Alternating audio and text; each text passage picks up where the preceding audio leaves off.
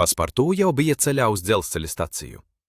Taču pa ceļam viņš ieraudzīja skaistu templi un nolēma to apskatīt. Diemžēl viņš nezināja, ka templī nedrīkst ieiet apavos. Viņš iegāja templī, bet nenovilka apavus. Viņš skatījās uz tempļa rotājumiem, kad sajuta smagu roku uz pleca. Tempļa kalpotāji bija ļoti dusmīgi, tāpēc, ka Paspartū bija templī ar apaviem kājās. Viņi atņēma Paspartū apavus. Paspartū paskatījās uz viņa kājām, saprata savu kļūdu un ātri aizskrēja prom. To visu vēroja policists no Bombejas Britu policijas.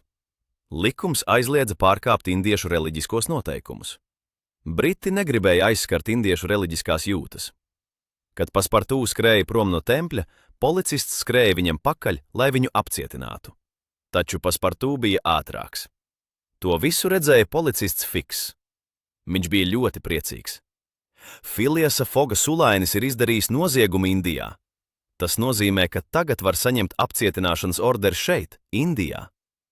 Viņš bija pārliecināts, ka Kalkutā viņš apcietinās zagli, un tur šis ceļojums beigsies.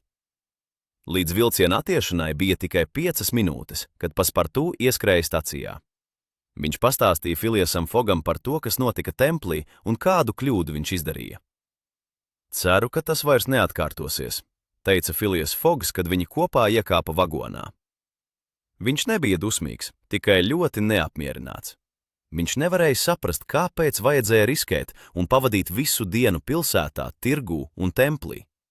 Iepirkties var ātri, par to Phileas Foggs bija pārliecināts.